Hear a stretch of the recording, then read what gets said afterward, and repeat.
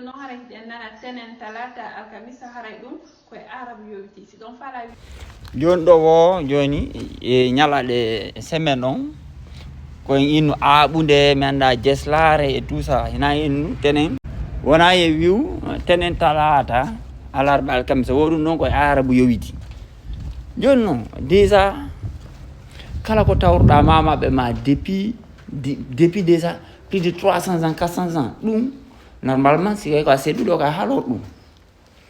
c'est pas quoi no waɗi pays ji ɗo hande dans le monde hein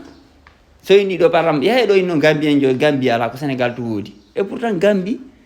ko après 1900 ko dans les années 70 ɗo après 1960 mi sikki Gambie créa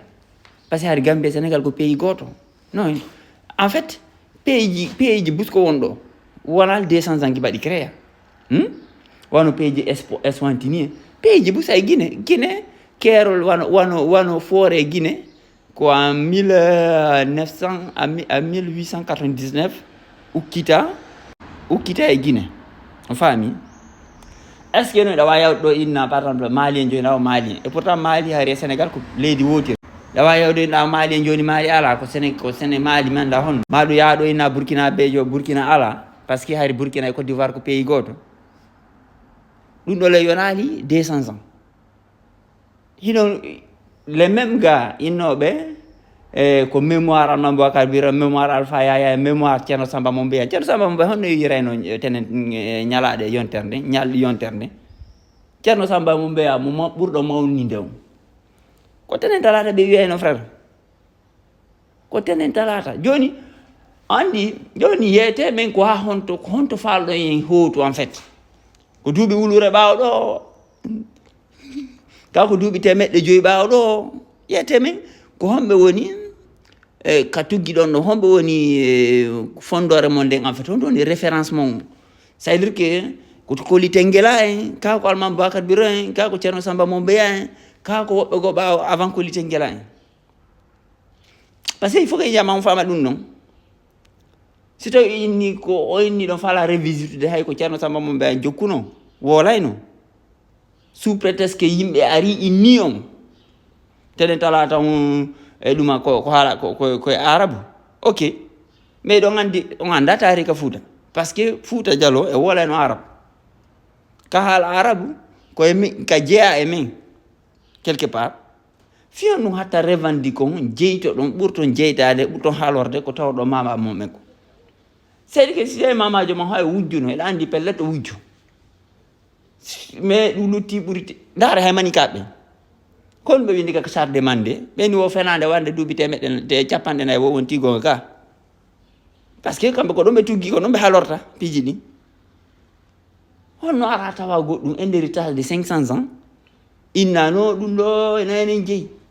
et puis tenen ina arabe hollelan étymologie tenen honto tenen itta e arabe étymologie tenen honto tenen itta e arabe joni ɓaade ɗo ɓe nayi ñalaɗe yontere nde min koye mara probléme avec oɗo jajirawo men Aissa Sow ɓe wakkili moƴƴi kono surtout fulɓe ɓe surtout Fouta Diallo wattane yilla ɓay ɓe windoɓe adnam ɓurɓe ukkitade toon men buuse maɓɓe koɓe faala kadi yiwde diina ɓe faala kadi waylude leñol ngol en gros ça veut dire que ɓe faala reconstruire leñol ngol d'une autre manière joni noon koɓe windata kon ko inde fulɓe Fouta Diallo surtout ko inde fulɓe ɓe woni e windude falɗo ngo falaka ko hoore inde mo wona e windede du coup ko ɓinta yimɓeɓe wakkile ukkitoɗon wafere adlam nan windon onon kadi ko anduɗon kon par ce que ko windi kon ɗo woni e luttoyde so tawi ɗo ɓe windi ɗe defte maɓɓe ɗo andi ɗo joni peeji ɗi woni instable yimɓe no doga ɗum guéreji donc no ɗum wona e osisani wonirɗo woni guéreji no fetta nokkel ɗum foof yimɓe no déplace o mémoire on a wata transmettre mémoire ma on baba e ɓiɗɗo nene e ɓiɗɗo ɗum accay donc ko windi ko woni luttoyde haare donc ɓe windude ukkite winde onon kadi par ce que yimɓe bus ɗo oyiɓe addani en ɗo kadi façon non wolirte lebbi ɗin hara ko nangue en jokkete et pourtant hay fen ɗo technologie c'est que jooma gande fof ka scientifiquement fof no fottani ke ko jokkugo lewru num ukkitire nangue mais surtout lewru num ko ɗo woni la vraie horloge humaine fami mais hande wo ko jokku nangen ko ɓaɗani lebbi ara ko jokkuɗi nangen ɓena colto mi anda honno donc ɓe haɓɓiti ɓe fitte soi-disant ko woni arabe et pourtant sa indi donki hina arabe fami en réalité ko diina kamɓe faala fittude c'est à dire que ɓe faala transformde leñol pullo à leñol laïque ɓe faala wattude yimɓe laïque alors que leñol laïque existaka anna ɗo fami par ce que hay ɓe yahudiɓe par ce que ko ɓen ko yimɓe jeeyaɓe ngol leñol yahudi woni ɓawɗi piiji fop kamɓe ko ɓe yahudiɓe koye diina maɓɓe kamɓe tuggi mais enen ɓe haɓɓiti ɓe watta e fullo leñol ngol watta ngo laïque ko ɗum ɓe faala e wattude c'est à dire que kala battane ko nattata e diina ɓe fitte ɗum e nder leñol ngol et pourtant e mara tarika go sina tarikaji diina koni te ngela ko diina yankoɓe o sincoyi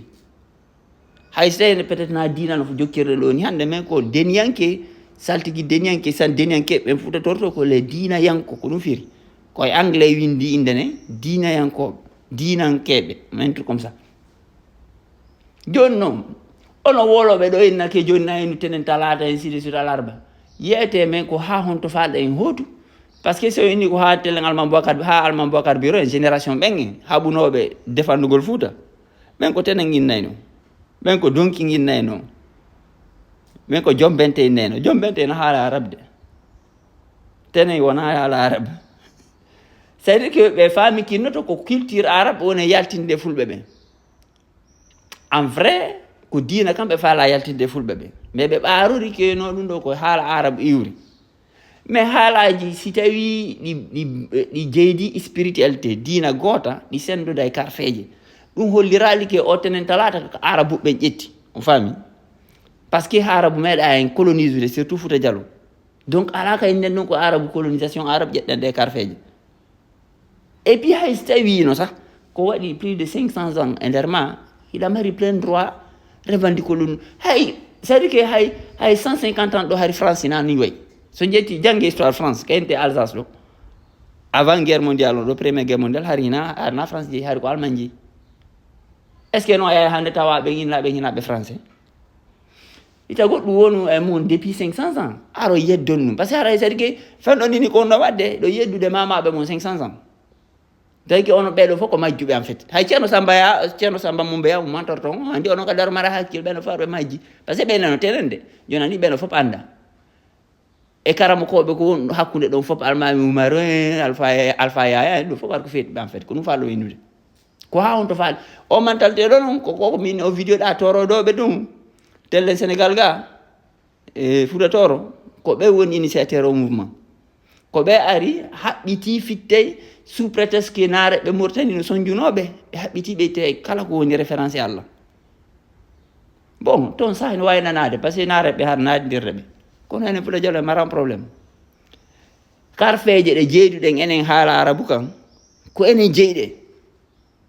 voilà hina fi anglais e français hino jeydi karfeje bus indou e persan hino jeydi karfeje bus